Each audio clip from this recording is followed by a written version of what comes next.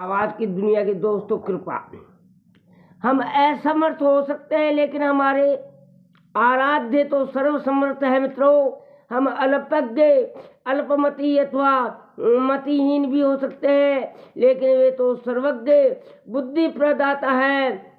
ये भाव उस स्थिति में महत्वपूर्ण भूमिका निभाता है जहाँ अपना साधन नहीं, केवल कृपा पर विश्वास है। साथियों, अर्जुन ने केवल इतना ही तो किया, सेना अस्त्र शस्त्र न मिले कोई बात नहीं, आप भी युद्ध न करो, शस्त्र न उठाओ, अपनी प्रतिज्ञा पर दृढ़ रहो, बस मेरे रथ के सारथी बन जाओ।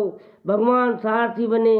अर्जुन ने थमा दी अपने रथ की लगाम, हो गया निश्चित और कुछ नहीं, केवल यही भाव, जीत हार सब आपकी। आप देखें कैसे भगवान श्री कृष्ण सारथित्व निभाया।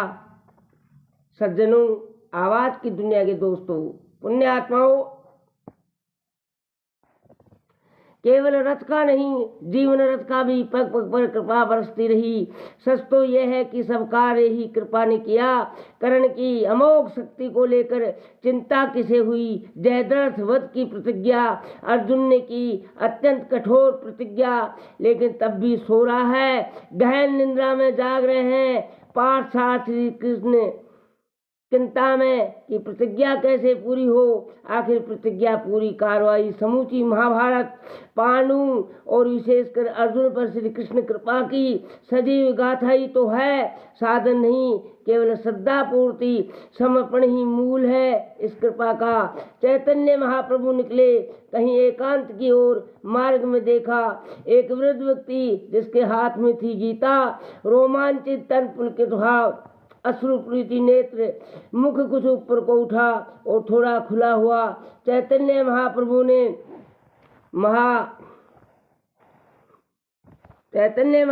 ने पहचाना। मित्रों, सत्संग प्रेमियों, माताओं, भाइयों, बहनों, अच्छो कैसे कैसे भैया। सज्जनों, प्रेम के अधिकतर लक्षण प्रकट है। इस वृद्ध में निकट जाने पर आश्चर्य हुआ। गीता हाथ में उल्टी पकड़ रही है। आवाज दी, बाबा बाबा। नेत्र खुले। उस प्रेमी के सामने चैतन्य महाप्रभु प्रमावतार प्रणाम किया। महाप्रभु ने पूछा, बाबा लगता है पढ़ना नहीं आता, क्योंकि गीता उल्टी पकड़ी रखी है हाथ में। सच में महाप्रभु एक अक्षर भी पढ़ना नहीं जानता, उल्टे सीधे का भी ज्ञान नहीं, कुछ भी विधि विधान नहीं, खाली हूँ, बिल्कुल कोरा। कहा तो उस वृद्ध का हृदय भराया। लेकिन बाबा, प्रेम की अवस्था, इतनी बड़ी कृपा कैसे ये सब? उत्सुकता पूर्वक महाप्रभु ने पूछा। बाबा ने कहा, महाप्रभु, जब जब गीता जी हाथ में लेता हूँ, भीतर में एक विश्वास, एक भाव बनता है, ये मेरे प्रभु की दिव्य वाणी है, ये वही ग्रंथ है जो मेरे आराध्य के श्रीमुख से प्रकट हुआ है। इसलिए साक्षात मेरे प्रभु स्वरूप में मेरे हाथ में है। बस इसी भाव में इतना खो जाता हूँ, डूब सा जाता हूँ, कुछ और ध्यान नहीं देता। धीरे धीरे शरीर तक की सुध भूल जाती है और उस अवस्था में सामने होती है कृपा, केवल श्री कृष्ण कृपा।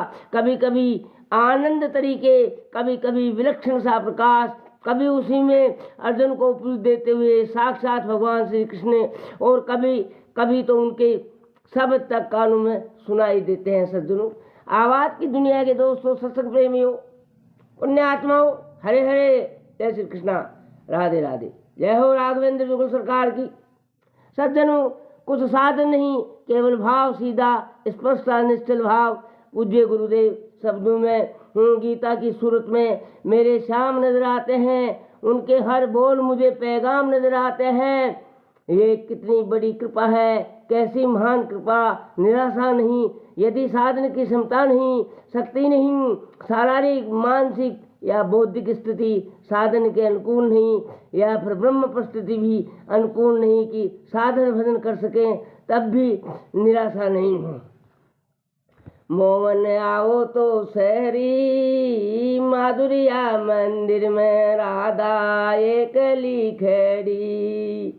सांवरा आओ तो सही, मोहन मुंडे बोलो तो शहरी, माधुरिया मंदिर में राधा एकली खड़ी। जय श्री राधे राधे।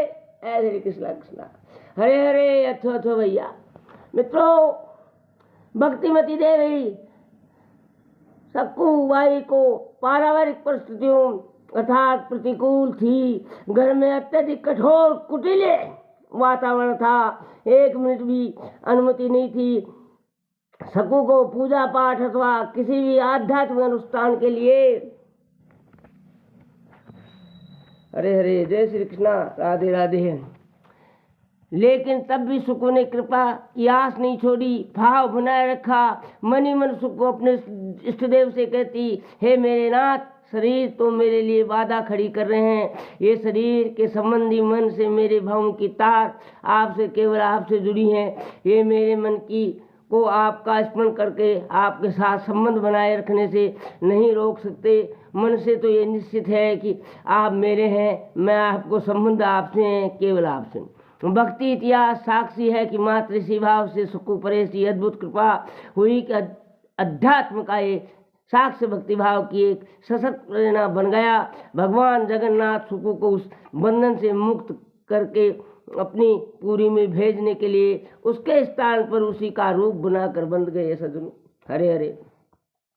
मन का भाव नहीं छोड़ो। यदि साधन संभव हो तो यथामति यथाशक्ति अवश्य करो, और यदि नहीं तो ये सोचकर निराशा कदापि न रखो कि अनपढ़ हूँ, कुछ पाठ स्वाध्याय नहीं हो रहा है, कैसे कृपा होगी। वृद्ध हूँ, शरीर अशक्त है, ध्यान में नहीं बैठ जाता, कहीं कृपा से वंचित नहीं रह जाऊँ, या परिस्थितियाँ अनुकूल नहीं। भाव बनाए रखो।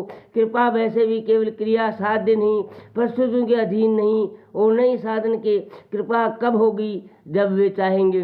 किस पर होगी, जिस पर वे चाहेंगे।